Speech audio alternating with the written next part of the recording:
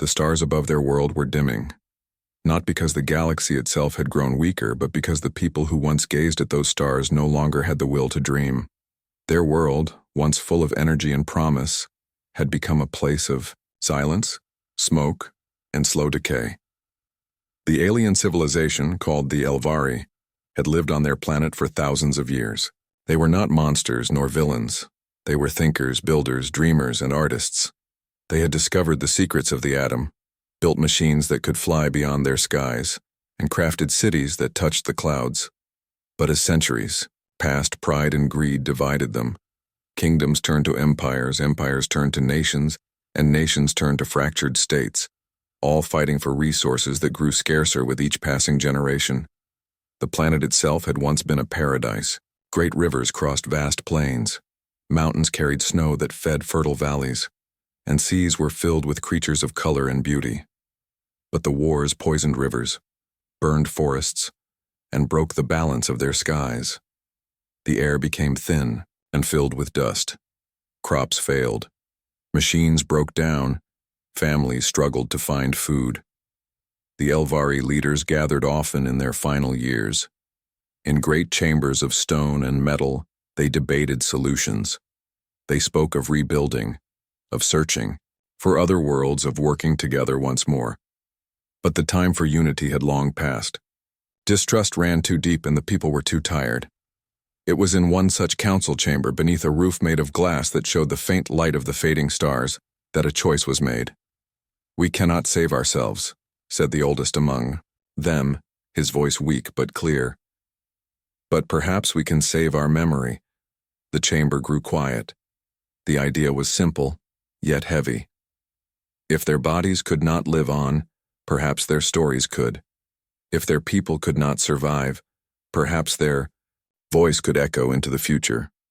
Another leader, tall and weary from years of endless talks, asked, "To whom do we send this message? To ourselves? To no one?" "No," the elder replied. His eyes turned upward to the stars.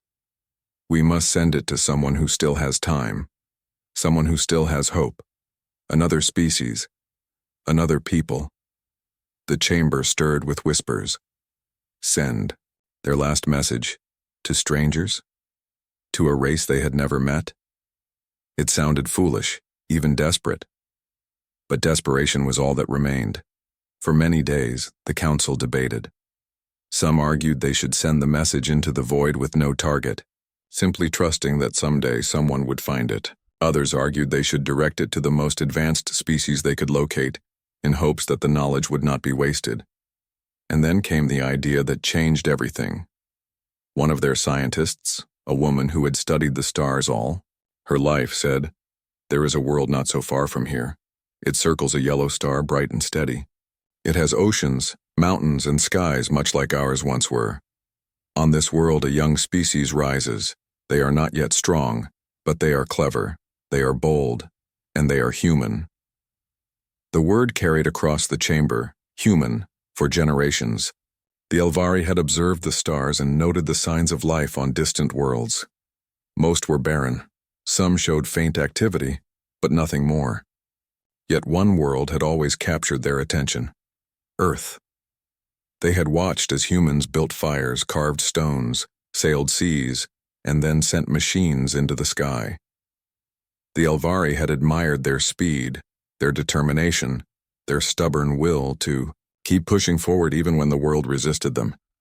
"Humans may succeed where we failed," the scientist continued. "They are divided, yes, but so were we. Yet still they climb, still they build. They have the spark. If any can learn from our mistakes, it is them." The council fell into silence once again. For the first time in many years, hope flickered, not for themselves, but for someone else. At last the decision was made. They would build one final device, a transmitter unlike any before. It would send their message across the galaxy, across the void of space, straight toward the small blue world of humans. The work began at once.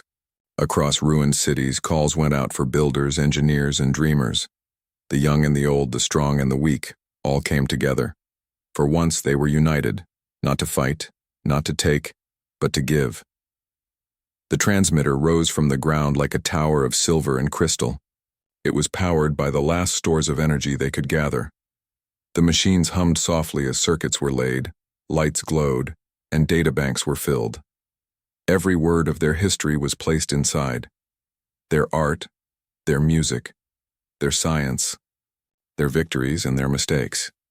Most importantly, the message carried a warning. It told of how the Elvari had let pride and division consume them. How they had used their brilliance not to heal but to harm. How they had ignored the balance of their world until it was too late. They hoped that humans would see these mistakes and choose a better path. As the final days came, the people gathered at the base of the transmitter. Families stood together holding hands. Children who would never grow old listened to stories of the past. Leaders spoke not of power, but of forgiveness. For the first time in many lifetimes, there was peace. When the day arrived, the transmitter was activated. A great hum filled the air. Light spread from the tower, reaching upward like a beacon. The signal carried across the sky, a bright thread of hope flying faster than any ship could travel. In that moment, the Elvari felt something they had not felt in generations: pride. Not pride in conquest or wealth, but pride in leaving something behind. Pride in giving their voice to another people.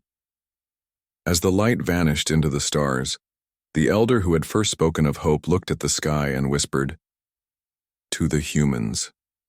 Carry us forward." And so it was done. The Elvari knew they would not see the result. Their world continued to crumble, their bodies grew weak, and their time grew short. But far away, across the endless sea of stars, a blue planet turned beneath, a golden sun.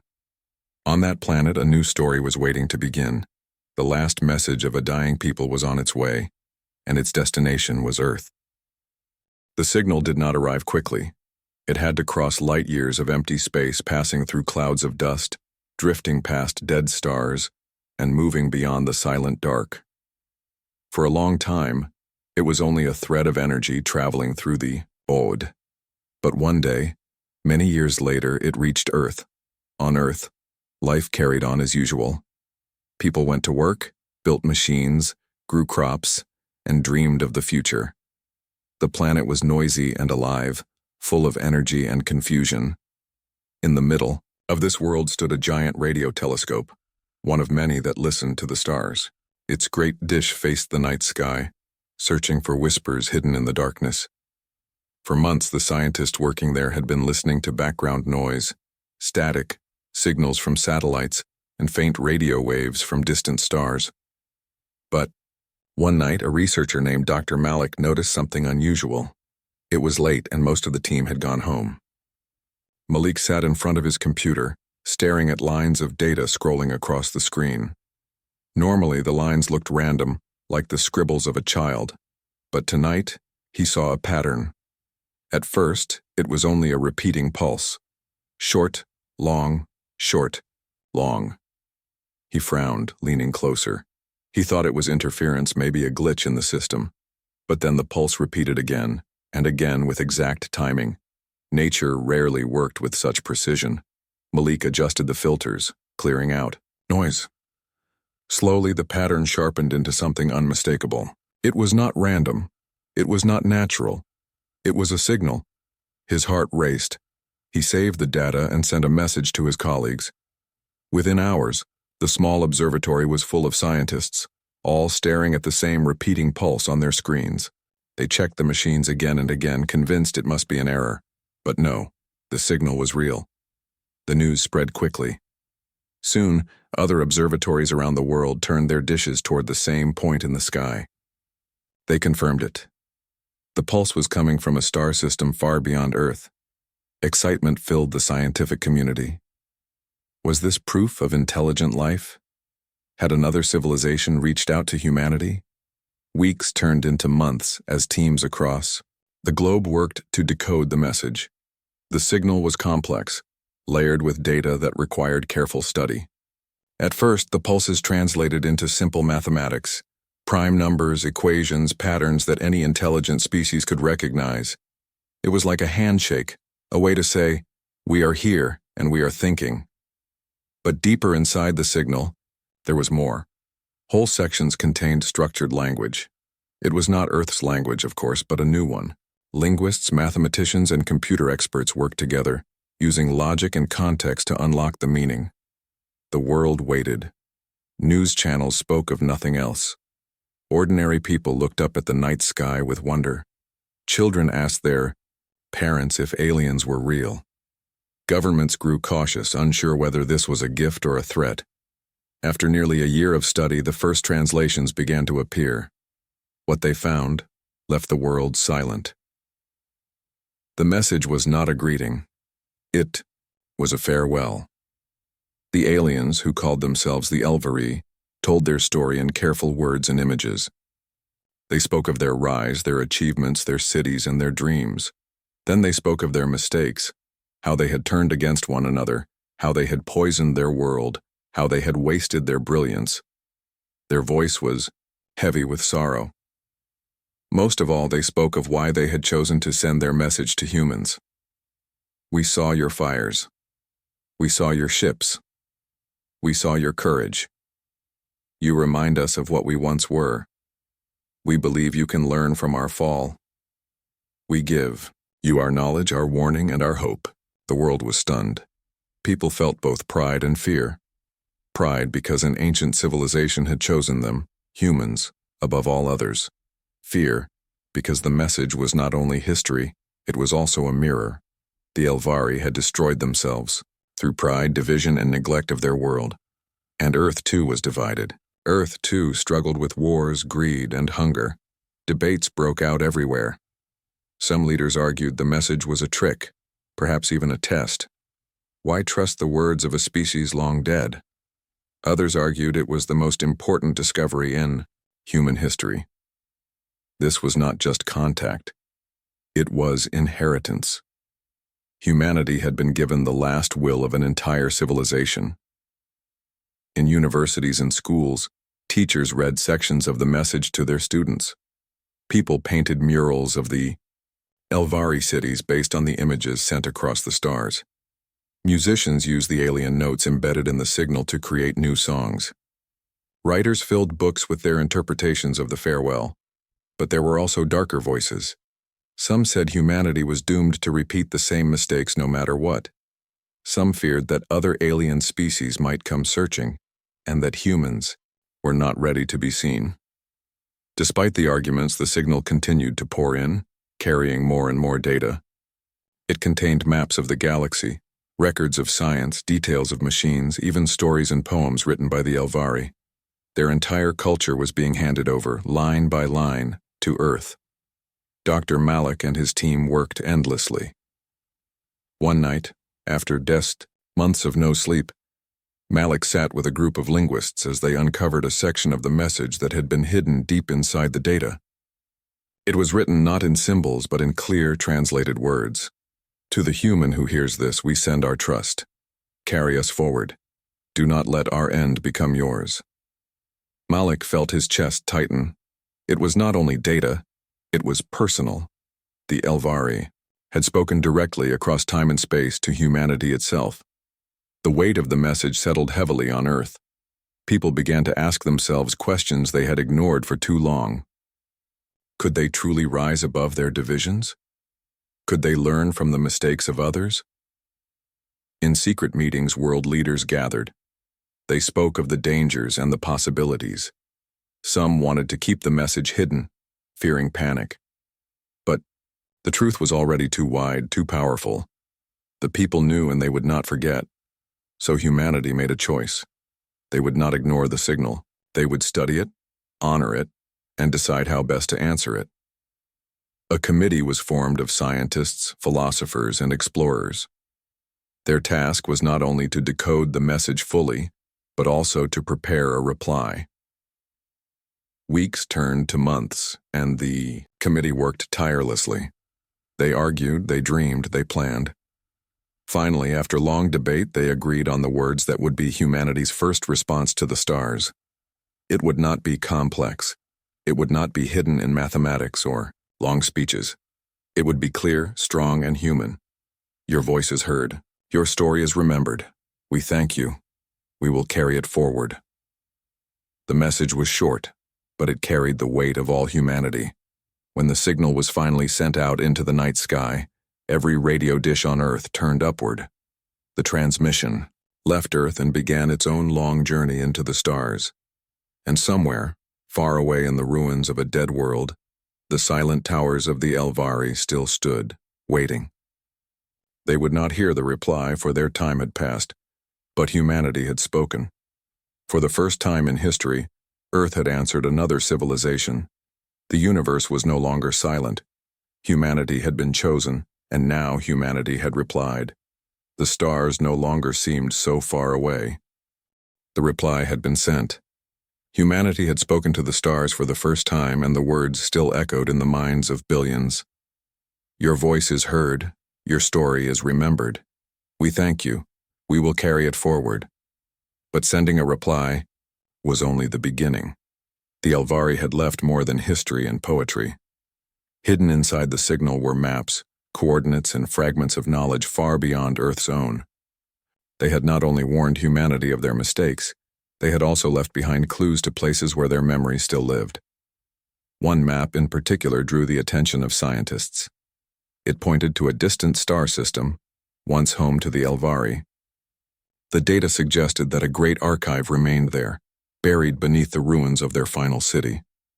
The archive, if it still survived, might contain machines, libraries, and treasures of wisdom. The discovery created both hope and fear. Hope because the archive might help humans leap forward in knowledge. Fear because it meant leaving Earth's safety and venturing deep into the unknown. Humanity had only begun to explore their own solar system. They had touched the moon, sent probes to Mars, and sent machines to the outer planets. But this was different. This was not just exploration. This was following in the footsteps of another species. World leaders met once more. Some argued it was too dangerous. Humanity was not ready for such a leap. Others said the opportunity was too great to ignore. If the Elvari had chosen humanity to carry their story, then surely this was part of the path. In the end, the decision was made. A mission would be launched. A small crew would travel to the coordinates and see what awaited them. The world watched as preparations began. Engineers designed a new kind of ship, built with both human technology and fragments of Elvari knowledge taken from the signal. It would be faster than any before, capable of surviving the long journey. But the question of who would go caused great debate. Thousands of people volunteered: scientists, explorers, pilots, and even ordinary citizens. Everyone wanted to be part of the greatest journey humanity had ever attempted, but only a few could be chosen. The committee wanted people who carried not just skill, but also spirit. This mission was not only about machines, it was about carrying a legacy. After months of testing, training, and argument, the crew was chosen. There was Captain Rayan, a calm and steady leader who had flown missions beyond Earth's orbit. There was Dr. Hana, a linguist who had helped decode the Elvari message.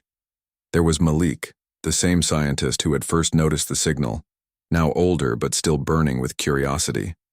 Alongside them were engineers, a medic, and a young navigator, named Lin, whose sharp eyes could read the stars like books.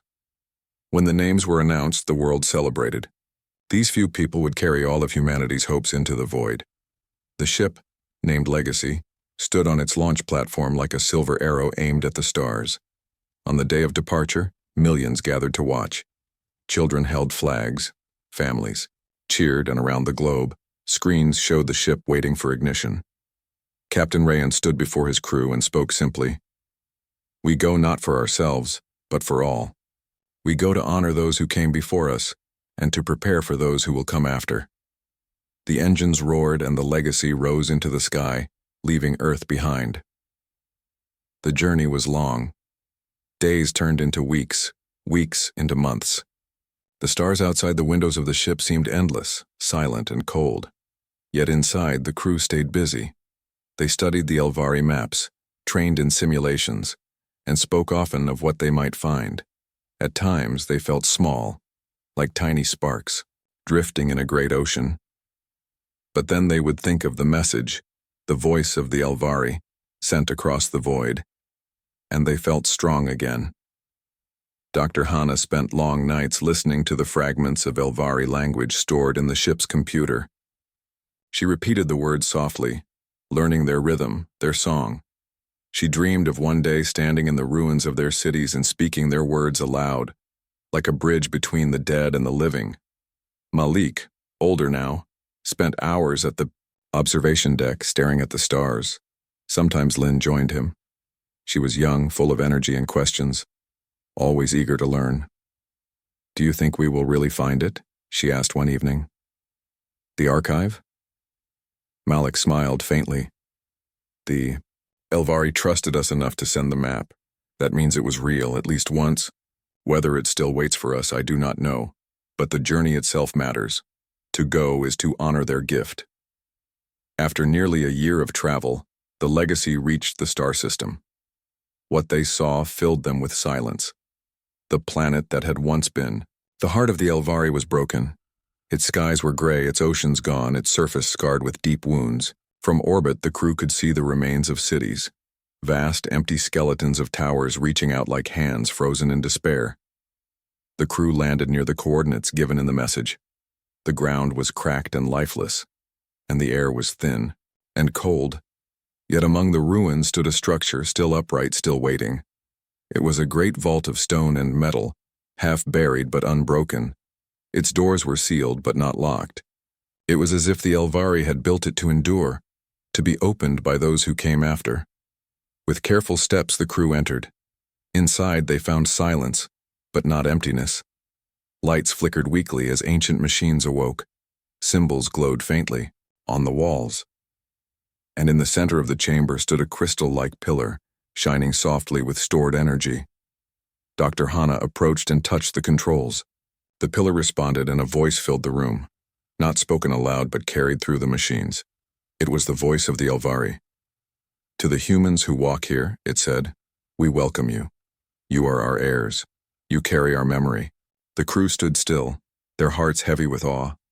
Around them, the walls lit up with images, the history of the Elvari, their rise, their fall, their final hope. Databanks opened, offering knowledge of science, medicine, art, and philosophy. But there were also warnings carved deeply into the records. Beware pride, beware division, beware forgetting the world that gives you life. The crew spent days exploring the vault, recording everything, studying the machines. They knew the data would change humanity forever. But more than knowledge, it was the emotion that struck them most. The Elvari had believed in them. They had chosen humanity not because humans were perfect, but because they still had a chance to grow. On the final day, as the crew prepared to leave, the pillar glowed once more. A last message appeared, simple and clear. "We believe in you, human. Carry us forward." Captain Rayan bowed his head. "We will," he whispered. The Legacy lifted off, leaving the dead world behind. The crew looked out at the broken planet, then at the endless stars beyond. They knew their mission was not only about discovery, it was about responsibility. Back on Earth, the data they carried would spark debates, dreams, and fears. Humanity would have to decide what to do with the legacy of the Elvari. But for now, as the ship turned toward home, one truth was clear. Humanity was no longer just a species on a single planet. They were now the heirs of another civilization. They carried the weight of a fallen people on their shoulders. And though the burden was heavy, it was also filled with light. The Legacy returned to Earth with treasures greater than gold or jewels. Its databanks were filled with the voices of the Elvari, their knowledge, their art, their warnings. Humanity had never seen such a gift. When the crew landed, the world celebrated. Streets filled with people waving flags, singing songs, and cheering for the explorers. For a moment, the divisions of Earth were forgotten. People felt united, not by fear, but by the weight of a shared inheritance. The crew spoke. Before the United Council, a gathering of leaders from every corner of the world. Captain Rayan told of the ruined planet, the vault, and the final message.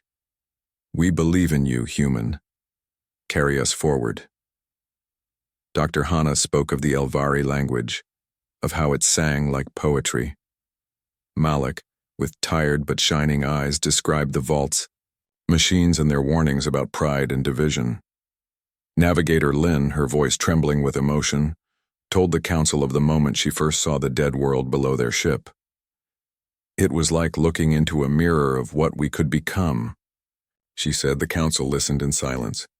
For the first time in history, leaders understood they were not only responsible for their own people, but also for a legacy that stretched across the stars. The data from the vault spread quickly across Earth. Scientists studied the Elvari technology, learning secrets of energy and medicine. Artists were inspired by their paintings, their songs, their sculptures preserved in glowing light. Children read stories from Elvari myths, tales of heroes and dreamers long gone.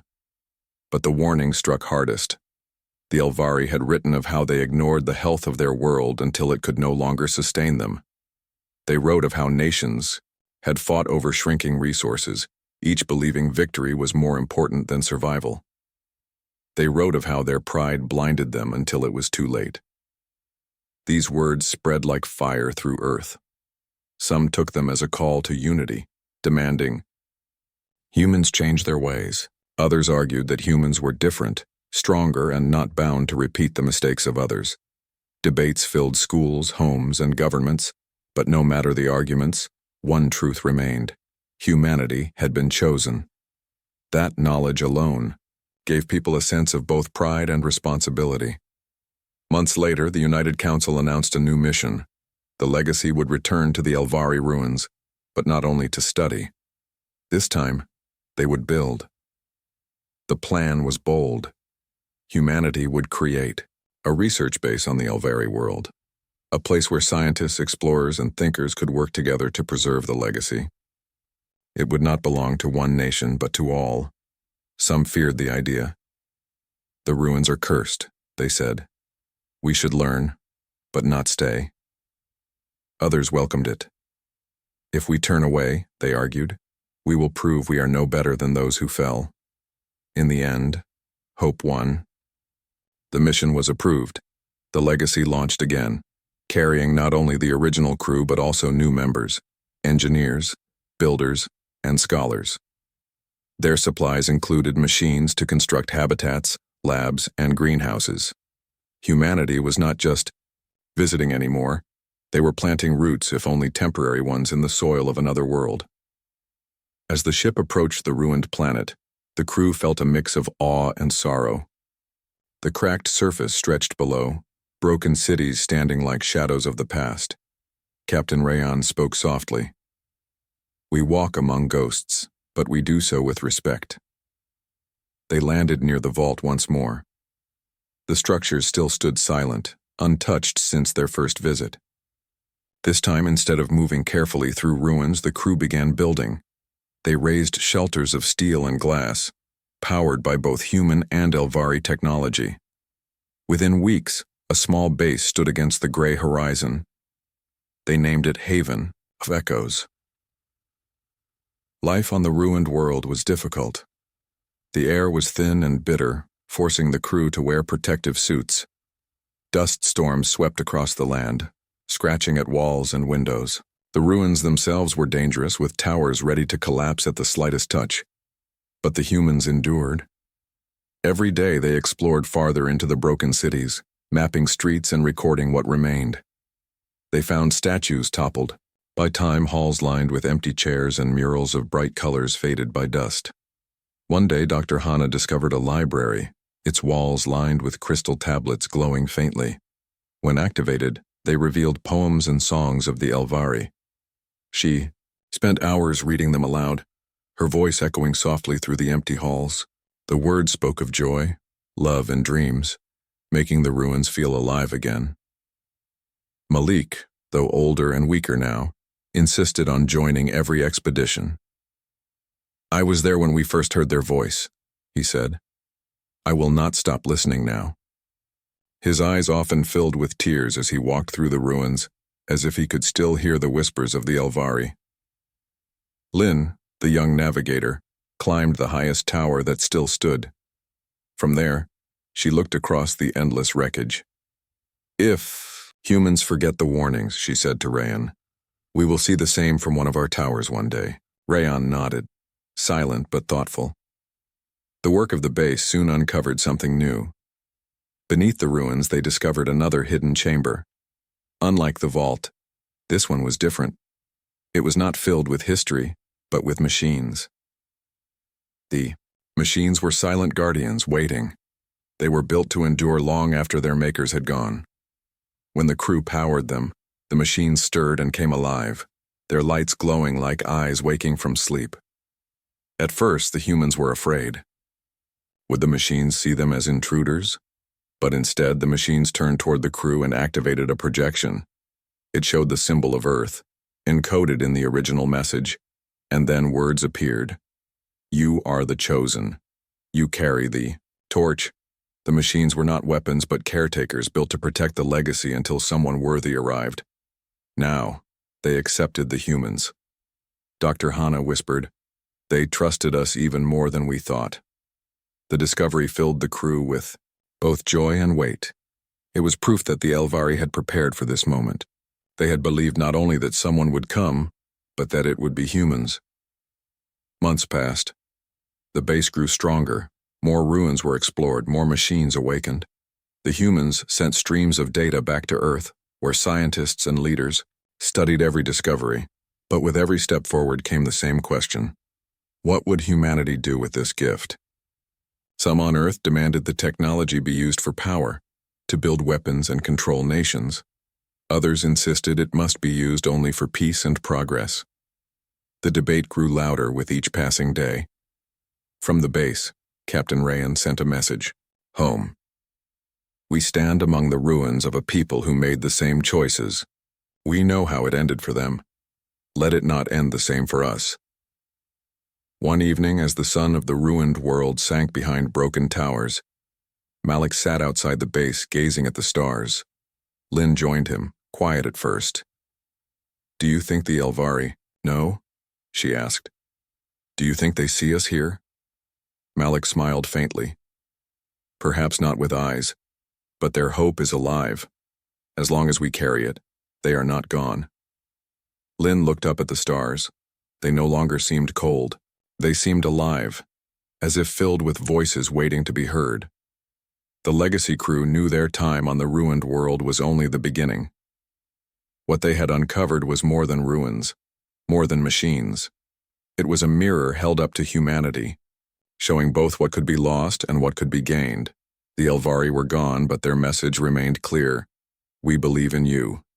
Now the question was whether humanity could believe in itself. The ruins of the Elvari world had grown quiet. The wind carried dust across cracked streets, and the once great cities stood as hollow shadows of their former glory. Yet, among the ruins, humans had built something new. The Haven of Echoes. Its lights glowed softly against the gray horizon, and within its walls the legacy crew worked tirelessly. Humanity's presence on the planet was no longer just exploration. It was a statement. A statement that they had been entrusted with the wisdom of a civilization that had touched the stars and then fallen into silence. Every day, the crew faced the same question. How would humanity honor that trust? Captain Rayan gathered his team in the central hall of the base. Screens glowed with images from the ruins. Data streams filled with the Elvari's discoveries and soft hums echoed from the machines that had awakened under human care. We have learned much, Rayan said, his voice calm but heavy. We know their victories, their failures, their dreams. And now we face a choice. What will we do with this knowledge? How will humanity carry it forward? Dr. Hana spoke next. The Elvari gave us more than science. They gave us warnings. Their pride, their divisions, their neglect of their world. These are lessons. We can honor them by doing better. Malik nodded. It is not enough to explore, or even to survive. We must act. We must show that we are worthy of the trust they placed in us. Lynn, younger and full of fire, added, "We can build, yes, but we must also inspire. People on Earth need to know what we've found. They need to see the possibilities and the dangers." Back on Earth, the message of the human mission spread rapidly. Governments, scientists, and ordinary people waited anxiously for updates. Every discovery, every map, every recording of the Elvari history was broadcast to millions. Humanity was united not by fear but by curiosity and hope. News anchors spoke of the vault, of the guardian machines, and of the messages left by the Elvari. Schools held classes about the history and culture of a civilization far older than humans. Children drew pictures of alien cities, imagining streets full of light and machines. Families gathered to watch streams from the legacy, listening as the crew shared stories of courage, failure, and hope. It was the first time in history that humans across the globe felt connected, not just to each other, but to the stars themselves. The crew had begun exploring further into the ruins, uncovering larger and more complex machines. Some were designed to store energy, others to generate life support systems, and some were guardians, programmed to preserve knowledge. One day, while examining a central tower, Dr. Hana discovered a room filled with recordings. The walls flickered with images, showing the Elvari at work. Scientists studying stars, artists painting vast murals, children laughing in gardens that no longer existed. The images moved like windows into a long-lost world. She called the team over. "Look at this," she said softly. "These are not just memories. They are warnings and inspiration. They remind us that a civilization can achieve great things, and yet still fall if they forget what is important." Captain Rayan placed a hand on her shoulder. "And we must not forget. We carry this forward, for them and for us." The months passed quickly. The Haven of Echoes became a center of learning and exploration. Humans worked alongside the ancient machines, learning to operate systems left behind for millennia. Scientists deciphered energy designs that could power cities without harm. Engineers rebuilt tools that could travel farther and faster than any human craft before. Yet, for all the achievements, the crew never forgot the message that had started it all. "We believe in you, human. Carry us forward." The responsibility weighed heavily. They knew they were the first step, not the final one. Their actions would determine whether humanity would rise or fall. One evening, as the twin suns of the Elvari world sank below the horizon, Malik spoke quietly to the team. "Look at the stars," he said. "Out there are countless civilizations, some rising, some falling. We have been given a chance to learn before it is too late. Our task is not easy, but if we succeed, we will carry more than knowledge. We will carry hope." Lynn looked up, her eyes reflecting the fading light. Hope is something humans sometimes forget, but we've seen it here. We've seen what belief can do, even for a species that is gone. We must keep it alive. Rayan nodded. "Then we begin not tomorrow, not next week, but today. Every choice we make from now on matters." Communication with Earth grew more important than ever. The crew sent detailed reports, maps, and images to inspire humanity to act wisely. Debates erupted on Earth. Nations argued about how to use the Elvari knowledge. Some wanted to harness the technology to strengthen their power. Others warned that greed could lead to the same mistakes the Elvari had made. The crew urged caution. They reminded Earth's leaders of the messages they had received. Pride and division had ended a great civilization. Humanity's choices would determine its fate. Slowly, a change began. Conferences were held not for power, but for progress.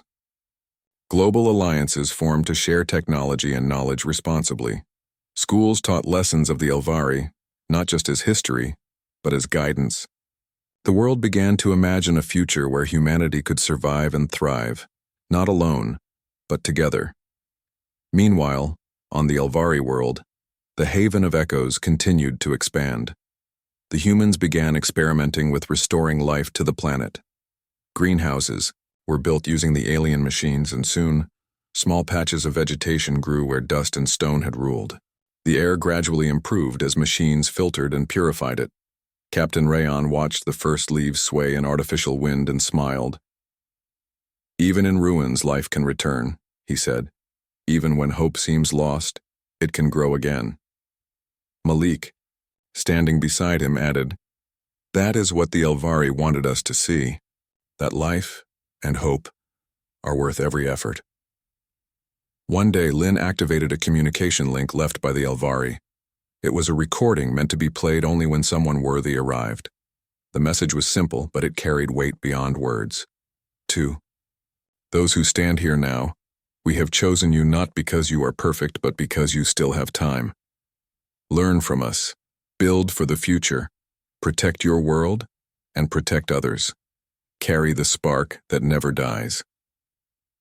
The crew stood silent. Tears filled their eyes as they realized the full responsibility placed upon them. This was more than a mission, it was a covenant. Dr. Hana whispered, "We are the voice of those who are gone, and now, we must speak for ourselves too." The final step came months later. With guidance from the Elvari machines and knowledge, the crew sent a message back, into space, a message not of warning but of promise. It was simple yet powerful. To those who sent their voice across the void, your story is heard. Your hope is alive. We will not forget. Humanity stands ready to learn, to grow, and to carry your legacy forward. We will protect life. We will honor wisdom. We will shine. The message traveled through the galaxy, faster than any human ship, carrying Earth's first words of promise to the stars. Back on Earth, people watched as the signal was sent. Children cheered, scientists cried, leaders stood in silence. Humanity had not only answered another civilization, it had taken the first step in becoming something greater than themselves. On the Elvari world, as the twin suns rose once more, the humans looked across the ruins, now alive with light, sound, and hope. Machines hummed softly, plants grew steadily, and the echoes of a lost civilization seemed almost like whispers of encouragement. Captain Rayon raised his hand toward the horizon. "We carry them forward," he said. Lin smiled, looking at the stars beyond. "And one day others will hear us too, and maybe like us they will carry hope further than we can imagine." Malik, old and tired but filled with pride, added, "The Elvari believed in humans, and now the universe will know that we believe in ourselves." And so, humanity began a new chapter. Not alone, not reckless, but guided by the wisdom of the past and the promise of the future. The message of the Elvari had reached its destination, and humanity had answered.